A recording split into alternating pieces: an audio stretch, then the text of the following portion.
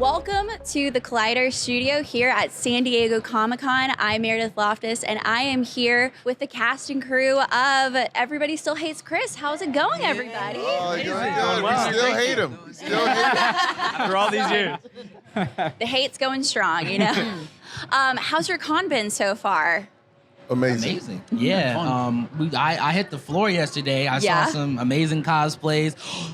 I saw a booth that sold like specifically Masterpiece Transformers action figures. Ooh. It was, and they were a very reasonable price too. It was amazing. It was so good. Yeah.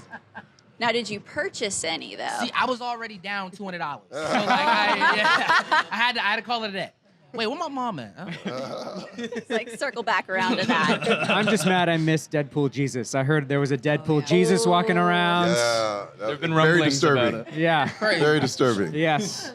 Maybe on the way out, you might get to see him. I think he levitated out of here. Oh, yeah. I saw him walking in the bay. You know what I mean? Like, Walking on water. It's like, okay, goodbye, guys. Sanjay, I want to kick things off with you.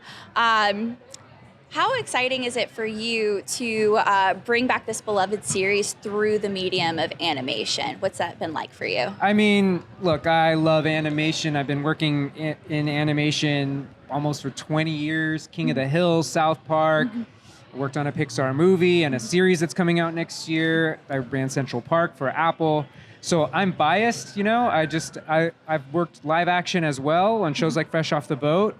But what animation, it just lets us explore more in every way. You can use it to express emotions, to lean into fantasy moments. The camera can be anywhere. You can enter new worlds. And so, especially when considering how to do a reboot in a fresh way, this feels more like a reimagining, you know, so that we can, you know, not depart from what made the original OG show great. And continue telling that story, because there's so many stories left to tell. Chris and I just, you know, when we talked about what we would do with the show, we really gelled over stories that he still had to tell and what we could do with the animation. But this allows this show to be its own fresh version of the OG show. Yeah, and so can you tease what type of stories that you're hoping to explore in this season? I don't want to give too much away, but definitely I think people should, especially fans of the original, be prepared for a lot of your favorite characters returning in surprising ways, finding our core characters in new situations, lots of Easter eggs. The show is also known for its music, and we have a new and unique approach to music on the show. We break structure a lot, which is another thing we get to do in a fun way in animation. So the shows don't feel formulaic, you know. We really take advantage of the medium. That's so exciting to hear, and because animation does give you that freedom, you know, like you can break the rules that don't even really exist, to be honest. Terry, Tichina, what has it been like for you to reprise your roles as Chris's parents? Did you find that it was easy to jump back into it, or did you take a different approach coming from a voice acting perspective? Well, it's exciting for me because it's the first time I really was able to put my foot in animation, which I've been wanting to do for quite some time. But once you're on that mic and you're talking to Sanjay and he's kind of, you know, everything started coming back to me. And it forced me to remember things that we used to do. So it made me remember just how vested I was in the character. And to see it played out and then to finally see, you know, my animated character, so much fun. I'm looking forward to it. Yeah. well, one thing I said a little bit earlier is that every character that I've ever played has been like my child. But you know, I actually have 5 children in real life. But what's so weird and crazy and wonderful is that it feels like they were always there. Like once they're here, I don't remember a time when they weren't, which is really strange. The same thing with this character, Julius. It was like jumping right back in. It was like he always existed. He was always here. I could go right back into it in the flow. And then another thing is, there's no way I would have done this show without Tichina. Most of our magic that we had on the sitcom was together. We spent more time together than we did with our own families. And once I knew that she was on board, and I knew that I could be on board, and we had the greatest showrunner in Sanjay, who respected and understood the legacy of what the show is. Oh my God. And let me tell you, everything that I see, everything I've been hearing, everything I read has been stellar. It's been absolutely amazing. I'm proud to put my name on it. That's exciting. And now you are parents to young Tim over here. Young Chris. New set of kids. I know, new children. New set of kids. The new children. Tim, for you, what was it like getting the call that you had been cast as a young Chris Rock? It's crazy. I was taking my sister to school. I had my phone on Do Not Disturb. I'm not doing that anymore. I'm gonna, important call. Got home. Disturb me with good news. Yes, disturb me with good news. Thank you. Got home, and we have like the driveway camera and everything. So I rung the doorbell and everything, and on like iPhone, you could read messages as like your voicemails and stuff. So I'm reading, you booked. So I was like, let me hear what I booked. And so I put it on, and look, yeah, you're playing Chris. And I was like, what? I was like, thank you, God, thank you, God. And my dad was right there, and came out. He was like, what's going on? And I was like, I'm playing Chris. And it's such a big thing for me because this is one of my favorite shows. So this is a dream come true. Yeah, and what does it mean for you kind of like taking the mantle from Tyler James Williams, who played young Chris originally? Yeah, Tyler's the man. I got to meet him today, which that was so exciting. Oh, yeah, so cool. Yeah, and he congratulated me and everything, and we had a great conversation. This is big, paying homage to him and Mr. Rock and what they built already. And for me to be able to reprise this is truly a blessing, and I've been having a lot of fun. That's so exciting.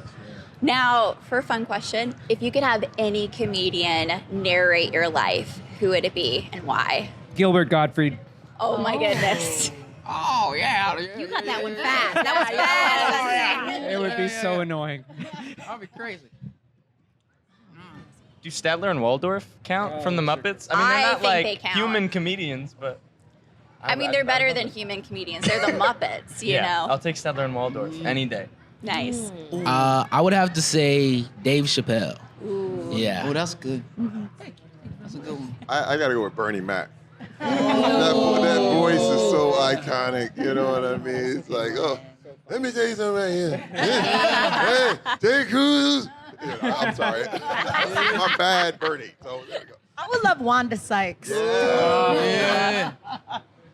I think for me, I was going to say Chris Rock, but, Chris Tucker. Hey, man. You have the same tone. That would be crazy. That would be crazy. Really good. That would be cool. Oh, man. Comedian? I'm stumped. Wanda Sykes is a good one. Say though. some more. Some more. Some more is a good one. Some more. Some more. Some more. She did Queens of Comedy Yes, with she did. Yes. Hilarious. Yes. Oh, yes. Some more. That is a good one. Thank you. All right. What do you hope that fans old and new will walk away from this reimagining of Everybody Still Hates Chris? I think Love. the biggest... Love. There's a lot of love that was put into it before, and now we got a new set of love.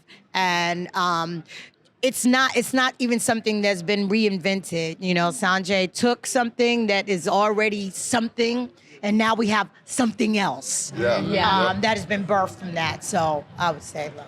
I would say connection and family. I think after the pandemic happened and this Zoom is still in our lives, and so many kids went to school for so long not being connected. I would say connection and family. It's getting out of your phone, getting out of your day-to-day hustle and bustle of your life and sitting down with your family and watching something that feels like home, but on TV. I think I'd like that. I want to say, she brought that up, during the pandemic. That's got a lot of people on Everybody Hates Chris. Right. People went back and watched more episodes over and over. And it's also an era where there were no phones. That you actually had to talk to people. Like if you told people you were going to show up somewhere, you couldn't text and say, I wasn't going to be there. You actually had to show up. And it's wild when kids watch those rules of that life, that time, it's an eye opener. You know what I mean? And I just really, I'm thankful that it's a time capsule, but we continued that here in the animation. It wasn't, like Sanjay said earlier, Chris Rock gives us a perspective, compares everything to today, but in that show, in this show right here, it's still in the 80s.